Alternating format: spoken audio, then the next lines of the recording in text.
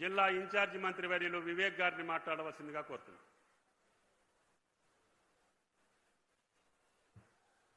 సభకు నమస్కారం. గౌరవనీయులు తెలంగాణ ప్రజల ప్రియతమ ముఖ్యమంత్రి గారు రేవంత్ రెడ్డి గారు, టీపీసీసీ ప్రెసిడెంట్ మహేశ్వర్ గౌడ్ గారు, సభాధ్యక్షులు తుమ్మల నాగేశ్వరరావు గారు, మిత్రులు పొన్నం ప్రభాకర్ గారు, డిస్ట్రిక్ట్ మంత్రివర్యులు దామోదర్ నరసింహ గారు, పొంగులేటి శ్రీనివాసరెడ్డి గారు, ఎమ్మెల్యేస్ అందరూ కూడా సోదరి మల్లారా,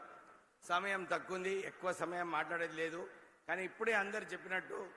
ముఖ్యమంత్రి గారు రైతుల పక్షాన రైతుల గురించి ఆలోచించి ఈ రాష్ట్రము అప్పుల రాష్ట్రం అయినప్పటికీ కూడా రైతులకు రుణమాఫీ చేయడము, 21,000 కోట్ల రూపాయలు ఖర్చు పెట్టడము, తర్వాత రైతులు భరోసా సన్న బియ్యం సన్న వడ్లు వేయడానికి 10,000 కోట్ల రూపాయలు ఖర్చు పెట్టినా కానీ ఇవన్నీ కూడా రైతులకు ఉపయోగపడేలాగా స్కీమ్స్ అన్ని కూడా ముఖ్యమంత్రి రేవంత్ రెడ్డి గారు అమలు చేస్తున్నారు. దాంతోపాటు ఈ రాష్ట్రంలో కొత్త ఉద్యోగాలు రావాలి, ప్రజలకు మేలు కావాలని చెప్పి అద్భుతమైన అడ్వాన్స్ టెక్నాలజీ సెంటర్స్ అన్ని 120 కాన్స్టిట్యుయెన్సీస్ లో ఇవన్నీ టెక్నాలజీ సెంటర్స్ పెడుతూ ఇక్కడ ప్రజలందరూ కూడా స్కిల్డ్ మ్యాన్ పవర్ ఉండాలి. ఎందుకంటే వారు డావోస్ పోయినప్పుడు సుమారు 7 లక్షల కోట్ల ఇన్వెస్ట్మెంట్ మన తెలంగాణకు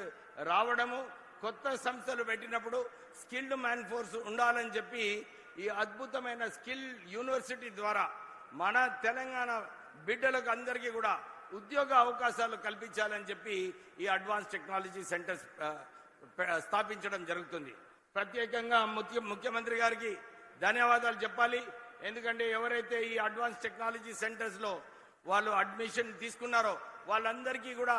2,000 రూపాయలు సబ్సిడీ ఇస్తూ, ఎందుకంటే వీళ్ళందరికీ కూడా సరిగా న్యూట్రిషన్ ఉన్నప్పుడు సరిగా చదువుకుంటారని చెప్పి ఆ ఆలోచనతోని ఈ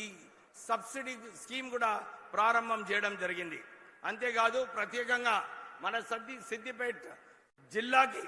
ఏదైతే వారు ఒక పెద్ద మనసుతోని ఒక ఇంటిగ్రేటెడ్ స్కూలు, ఒక తెలంగాణ పబ్లిక్ స్కూలు 2 కూడా శాంక్షన్ చేసినందుకు మీకు కృతజ్ఞతలు చెబుతూ, మనకు సిద్దిపేట ఇప్పుడే నాకు చెప్తున్నారు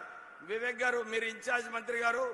ఏది అవసరాలు ఉన్నా కానీ సిద్దిపేటలో మీరు రివ్యూ మీటింగ్ తీసుకొని ఇవన్నీ కూడా సమస్యలు నా దగ్గర తీసుకొస్తే సిద్దిపేటకి స్పెషల్ శాంక్షన్ చేస్తానని చెప్పి కూడా ముఖ్యమంత్రి